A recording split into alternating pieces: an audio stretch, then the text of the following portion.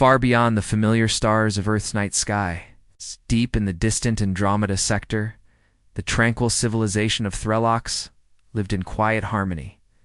Their world was known for its shimmering crystal forests and gentle rivers, a place where life flourished peacefully for centuries.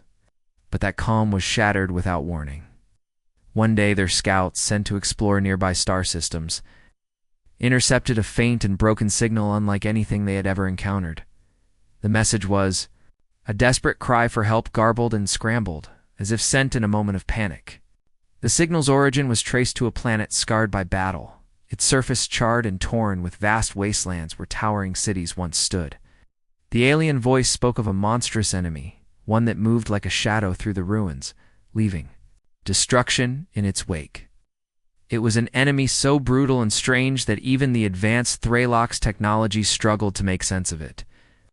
Unable to face this threat alone, the Threllocs leaders made a difficult choice. They broadcast a call for aid, sending their distress signal far and wide across the galaxy, hoping that some advanced civilization would hear and come to their rescue. Signal drifted through the void, a faint whisper among countless stars. It passed many ears and eyes, but few understood its meaning or urgency. Yet far away, in the solar system of a small blue planet called Earth, the signal was picked up by human sensors. Earth had long been seen by the galaxy as a harsh and unforgiving world, a death world where only the toughest could survive. Its environments ranged from boiling deserts to frozen tundras, and its people were known for their fierce resilience and unyielding spirit. To the wider cosmos, humans were an enigma species often underestimated, but quietly becoming one of the galaxy's most formidable powers. The distress call reached Earth's military command at a time when the planet's leaders were weighing their role in the wider universe. There was hesitation and debate. Many wondered if Earth should risk sending ships and soldiers into an unknown conflict so far from home. The dangers were obvious. There was no guarantee of success, and no clear benefit to Earth's immediate security. Yet others argued that ignoring the call would leave the galaxy's citizens vulnerable and Earth isolated. Moreover, some saw this as an opportunity to demonstrate humanity's strength and resolve to the rest of the universe. After much deliberation, the decision was made to dispatch a fleet known as the Deathworlder, Fleeta. Groups specially trained to handle extreme dangers in unfamiliar worlds. These soldiers were hardened by Earth's toughest environments, trained to think quickly and fight fiercely. They were humanity's best hope to turn the tide for the Threllocs and to make a name for Earth beyond its solar system. As preparations began, the fleet's commanders reviewed every detail they had about the unknown enemy. The distress call had given few clues, but the evidence of devastation was clear. Satellite images showed vast swaths of scorched land and shattered cities, silent except for the faint signals that still lingered. The fleet's scientists and strategists pored over these images, trying to understand the nature of the threat they were about to face. Questions swirled in every briefing room. What kind of creature or machine could cause such destruction? Was the enemy intelligent, or was it some form of rogue biological weapon? Could the Deathworlder fleet's usual tactics work against something so different? Meanwhile, the soldiers of the fleet prepared themselves mentally and physically. Were not just soldiers. Many were survivors of Earth's most hostile zones, people who had grown up battling extreme weather, dangerous wildlife, and the chaos of failed states. Their training was intense, designed to push them to the limits of endurance and adaptability. Each member carried with them the pride of Earth's toughness and a fierce determination to protect not just their home planet, but the broader galaxy. The fleet launched from Earth, amid a mix of excitement and uncertainty. The journey to the Threlloc system was long and filled with silence, each crew member aware that what awaited them could change the fate of many worlds. The ship corridors buzzed with quiet conversations and the hum of advanced machinery, but beneath the calm surface was a current of tension. No one knew what they would find on that distant planet, only that the mission was urgent and dangerous. As the fleet neared the Threlloc system, their sensors picked up strange readings. Automated defense systems, remnants of the alien technology, activated against any approaching force. The Deathworlder fleet was met with ambushes and traps, tests designed to wear down even the toughest opponents. But the fleet moved with practiced precision, adapting quickly to new threats and pushing forward with relentless resolve. The soldiers relied on more than firepower. They used their knowledge of guerrilla tactics, survival skills, and a deep understanding of hostile environments to stay one step ahead. Behind the scenes, back on Earth, the news of the fleet's mission spread quickly. People watched with a mix of pride and worry as their best warriors ventured into the unknown.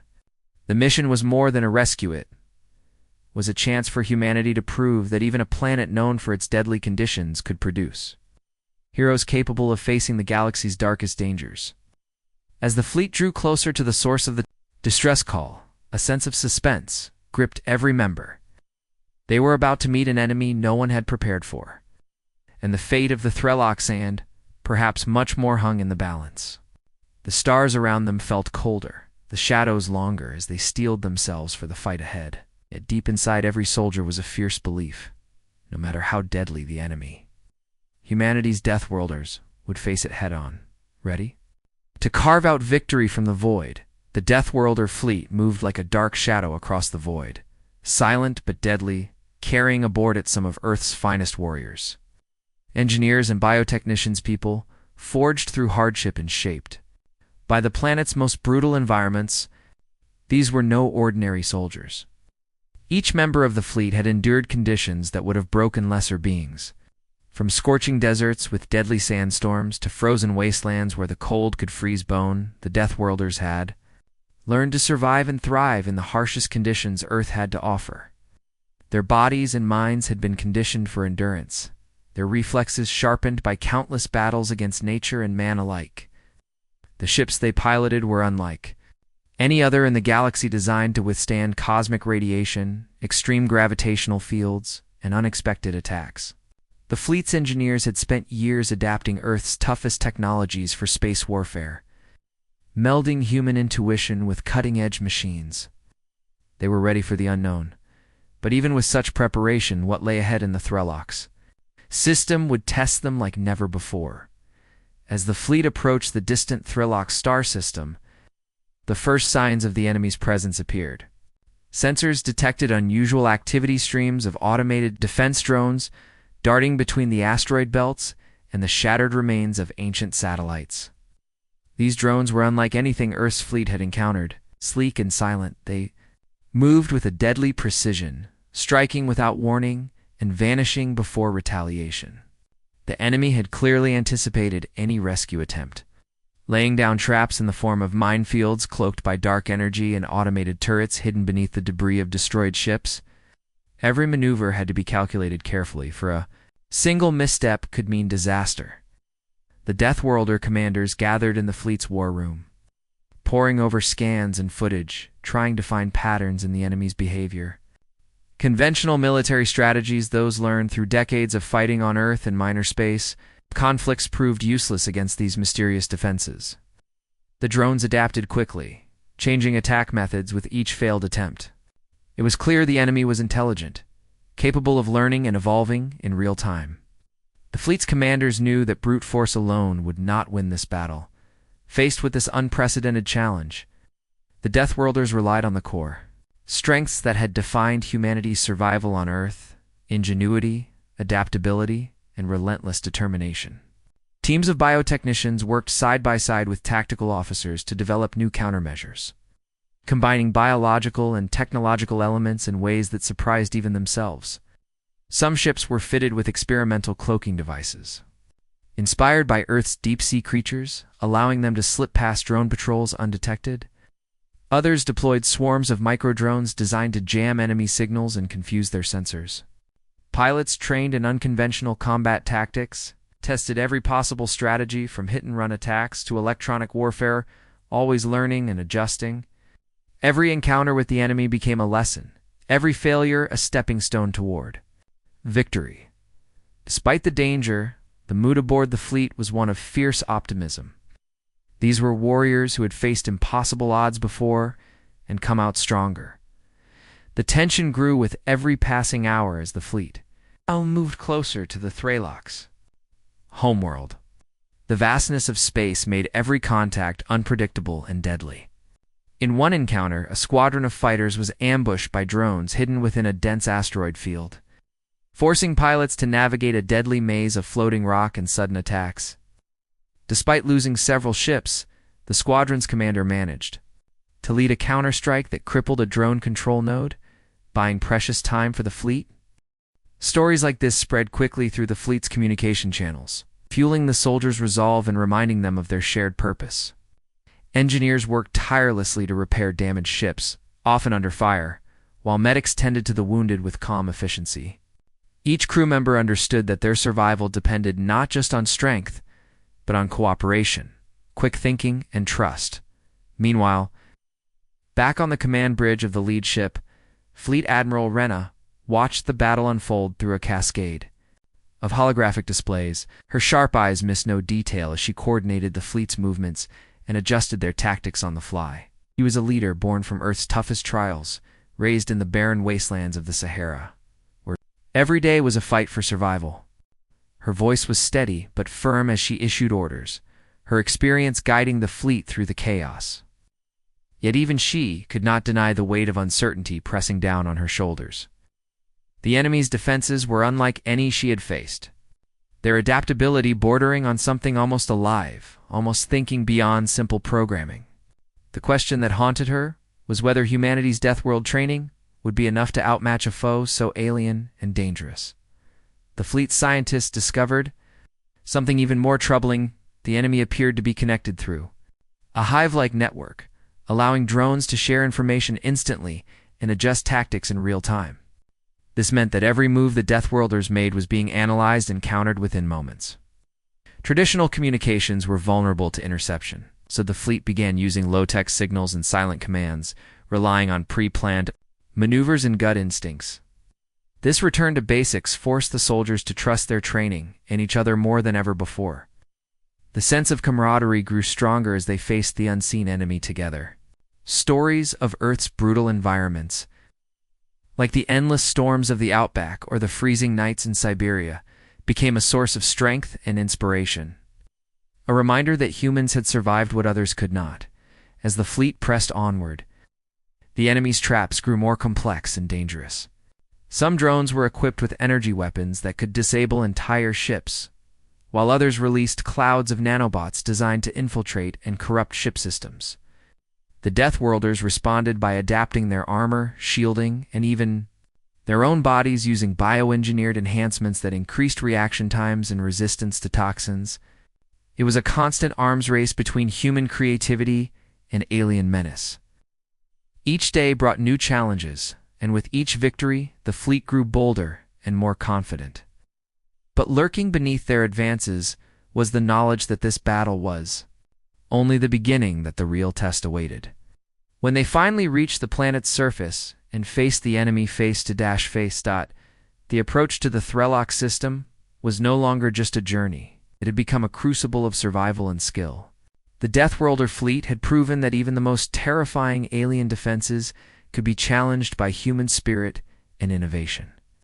Yet, as they moved deeper into the shadows cast by distant stars, every member of the fleet knew that true battle was yet to come. They had entered an unknown war, but their resolve was clear no matter how deadly the enemy, no matter how alien. The challenge, humanity's Deathworlders, would not back down.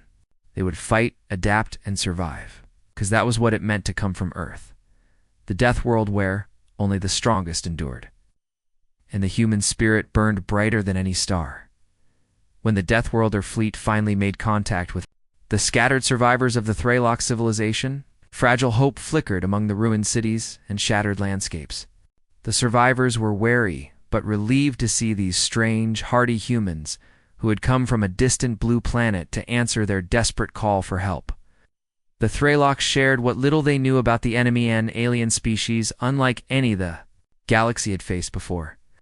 This enemy moved as a single entity, connected through a vast hive mind that allowed them to coordinate attacks with terrifying speed and precision. They adapted to every new weapon and tactic, evolving their strategies with each battle until they seemed almost unstoppable. It was a foe that made the Deathworlders realize that victory would demand more than strength. Oh. It would require constant innovation and a willingness to fight on the enemy's terms. Using the environment, biology, and mind in ways never seen before, the soldiers, hardened by Earth's harshest environments, quickly put these lessons into practice. They abandoned straightforward confrontations and instead relied on guerrilla warfare, striking swiftly from hidden positions. Using the ruined cities and jagged terrain to their advantage, then disappearing before the enemy could respond. Every battle became a test of wits and endurance, as the Deathworlders used traps, ambushes, and environmental hazards to turn the battlefield into a weapon itself. Meanwhile, far away on Earth, a race against time unfolded. Scientists and engineers, working day and night, analyzed every piece of alien technology retrieved from the skirmishes. The enemy's machines were unlike anything humans had seen, organic, yet mechanical, constantly shifting and adapting. Using these alien parts as inspiration, Earth's researchers accelerated their own weapons development, blending human ingenuity with extraterrestrial science to create new defenses and tools of war. These advancements were quickly sent back to the front lines, giving the Deathworlders an edge they desperately needed. The connection between battlefield and home was strong, and every success on one side fueled efforts on the other. Back in the field, the soldiers began to use upgraded armor, enhanced sensory equipment, and more powerful weapons that combined human design with alien technology, allowing them to strike harder and survive longer. Amidst the relentless fighting, the story of the Deathworlders unfolded in more than just strategy and science. It was a story of people. Each soldier carried memories of Earth's toughest places, where survival was never guaranteed. Captain Myra, for example, grew up in the flooded ruins of what was once a great coastal city, learning to navigate dangerous waters and fight off marauders. Her sharp mind and calm leadership helped her squad evade death many times. Sergeant. Kellen, scarred from years in the frozen wastes of Siberia, used his knowledge of harsh terrain and patient endurance to guide patrols through the most dangerous zones. Private Amara came from the deserts of Australia, where blistering heat and violent storms forged her into a relentless fighter who never gave up. These backgrounds were more than stories, they were the foundation of the Deathworlder spirit. A spirit that refused to break even when the enemy seemed unbeatable. In the heat of battle, these soldiers relied not just on technology, but on the lessons learned from Earth's brutal environments, adapting to the alien battlefield with the same grit that had kept them alive in the worst conditions on their home planet. As the conflict dragged on, the hive-minded enemy became more aggressive, launching waves of attacks designed to overwhelm the Deathworlders. But every assault was met with fierce resistance. The Deathworlders used their unique biology to their advantage. Many soldiers had undergone genetic enhancements that increased their reflexes, strength, and endurance. Some carried bioengineered symbiotes that boosted healing or provided camouflage. Others used specially trained animals adapted to the alien environment to scout and disrupt enemy movements. The battlefield became a complex dance of life and death, where technology, biology, and environment blended into a chaotic yet controlled symphony of war. The Deathworlders' ability to think creatively and adapt quickly allowed them to stay ahead, but the enemy's rapid evolution kept the pressure constant. No victory came without cost, and every day brought new challenges that tested the soldiers' courage and resolve. Throughout these battles, soldiers formed tight bonds, relying on each other as family. The harsh conditions forged friendships that transcended backgrounds and pasts. We shared stories from Earth's tales of survival in deserts, mountains, and frozen wastes that reminded them why they fought. Each victory was a tribute to the resilience that defined humanity.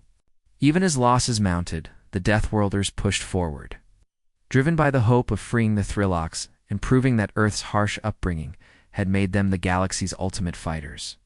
The enemy's hive mind, once thought unstoppable, began to show cracks under this relentless pressure. The Deathworlders' combination of guerrilla tactics, environmental control, and biological advantage turned the tide in unexpected ways. Still, the war was far from over. Every new battle revealed fresh dangers, and the cost of victory remained high. But the human spirit, tempered by the death worlds of Earth, refused to yield. The Deathworlder fleet had fought tirelessly against the relentless, hive-minded enemy, but it was clear that brute force alone would not win this war. Drawing on their deep understanding of Earth's harsh ecosystems where every living thing adapted to survive against all odds, the Deathworlder commanders devised a bold and daring plan. They would create a massive, bioengineered battlefield designed to become a death trap for the enemy. This was no ordinary battlefield. It was a living, breathing landscape sculpted from alien flora and fauna, enhanced by human bioengineering. The terrain would mimic Earth's most hostile environments, filled with deadly toxins, shifting grounds, and unpredictable natural hazards, exactly the kind of place where Deathworlders thrived and the enemy would struggle to adapt. This strategy was risky, requiring sacrifices and careful coordination. The fleet's scientists worked feverishly, manipulating alien plants and animals to create natural weapons and traps. The bioengineered ecosystem could slow down the hive, minds swarm, disrupt their communication, and trap entire groups in lethal environments. It was a gamble that depended on turning the enemy's rapid adaptation against itself, using nature as a weapon, and the Deathworlder's survival skills as the key to victory. As the trap was set, the Deathworlders lured the hive creatures into the waiting battlefield. Initial skirmishes revealed the plan's deadly effectiveness. Swarm after swarm found themselves caught in acidic pools, tangled in carnivorous vines, or poisoned by engineered toxins. The alien enemy, once nearly unstoppable, began to suffer losses unlike any they had faced before. Their hive mind, which connected every drone and soldier, started to show signs of strain. Communication delays grew longer, and coordination faltered as individual units became isolated or destroyed. The once perfect unity of the hive broke into confusion and chaos.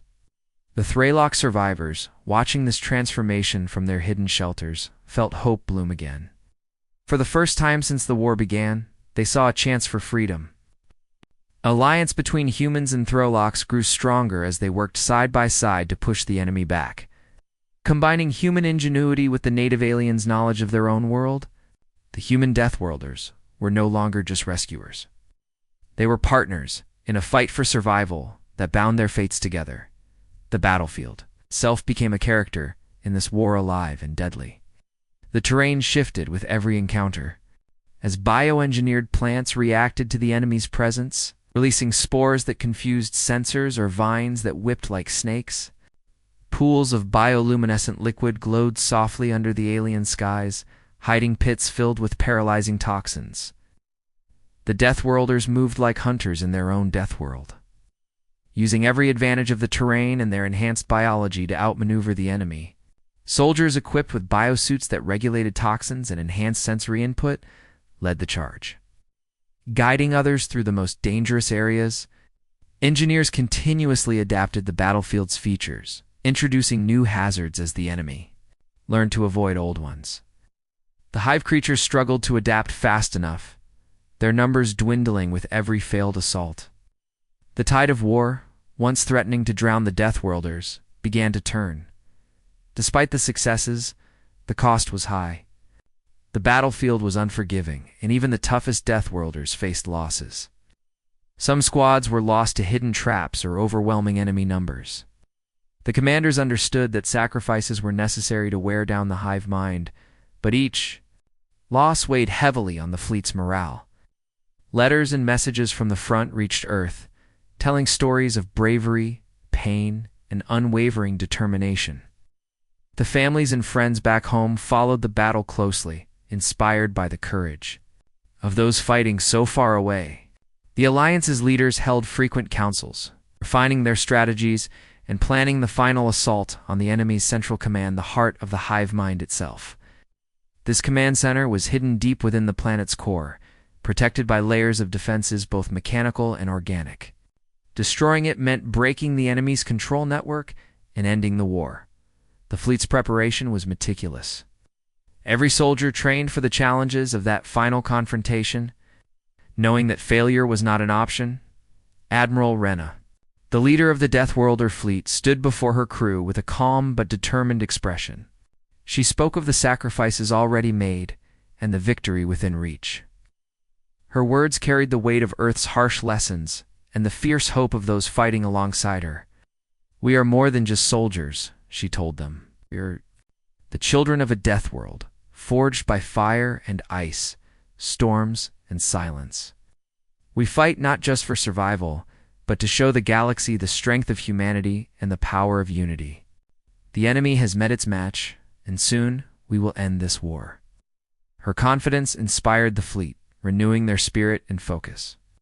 Plans were finalized to breach the enemy's defenses and launch a coordinated strike from land, air, and space. The Threlix's people, once shattered and fearful, now marched beside their human allies with new hope. They had regained faith in their future, seeing the Deathworlders not just as saviors, but as brothers and sisters in arms. The joint forces shared knowledge and resources, combining alien technology with human innovation to create weapons and armor designed specifically to penetrate the hive mind's defenses.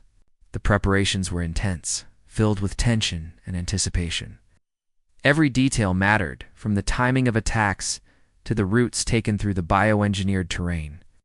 The battle ahead would be the greatest challenge yet, but the Alliance was ready as the Deathworlder fleet and their Threlix allies gathered for the final assault. The galaxy held its breath.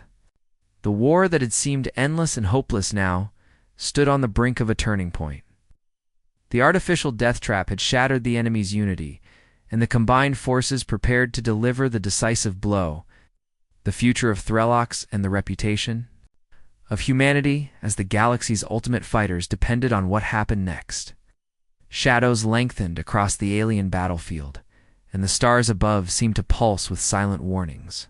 But deep in the hearts of the Deathworlders, fierce light burned a light born from the hardest places on Earth, unyielding and bright. The war was far from over, but the tide had turned. The final battle was coming, and humanity was ready. To face it head-on, the final battle unfolded with a ferocity that shook the very core of the Threlix system. The Deathworlder fleet, battle-weary yet unyielding, pressed deep into enemy territory, navigating through twisted alien landscapes and shattered cities where every corner hid danger. The hive-minded enemy, once confident in its overwhelming power, now found itself fragmented and vulnerable. The bioengineered death trap had done its work, breaking their coordination and weakening their defenses, using every advantage their harsh upbringing had given them. The Deathworlders advanced with relentless precision, their tactics honed by years of brutal combat. Pilots weaved through swarms of hostile drones, soldiers moved silently through shadowed ruins, and engineers worked under fire to dismantle enemy control systems. At the heart of this chaos was the Hive's central command, a massive living fortress pulsating with energy and protected by layers of defenses both organic and mechanical. Taking it down was the mission's ultimate goal, the key to ending the war once and for all. The assault began with coordinated strikes from the fleet's ships orbiting the planet, bombarding the fortress to weaken its outer shells. On the ground, Deathworlder squads infiltrated the defenses, using guerrilla tactics to dismantle enemy outposts and rescue trapped Threlix civilians. The battle was fierce, the enemy desperate to hold their command center, fighting with a fury born of fear and survival instinct. But the Deathworlders fought with a determination that only those born from Earth's harshest environments could understand. Captain Myra led her unit through a maze of tunnels and bioorganic corridors, facing hostile creatures and deadly traps. Her calm under pressure and sharp instincts saved her team multiple times, turning what could have been a slaughter into a steady advance. Sergeant Kellen's squad provided cover and cleared the way, their knowledge of survival in extreme conditions giving them the edge in navigating the alien terrain. Every soldier knew this was more than a fight. It was a legacy being forged with every step. Inside the fortress, the hive mind struggled to maintain control. The constant losses and destruction disrupted its connection to the drones, causing confusion and panic among the enemy ranks. Scientists on board the fleet monitored the hive's weakening signals, relaying vital information to ground forces about where the enemy was most vulnerable. The combined efforts of human technology and the Threllocs' knowledge made the assault more effective, and slowly but surely the fortress began to fall.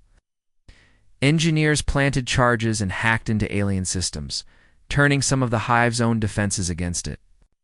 The battle reached its climax when the Deathworlders breached the core chamber, confronting the Hive's central intelligence, a pulsating mass of living machinery that controlled the entire species, using a combination of advanced weaponry and bioengineered toxins. They shattered the core, severing the Hive's control network and sending the enemy into disarray.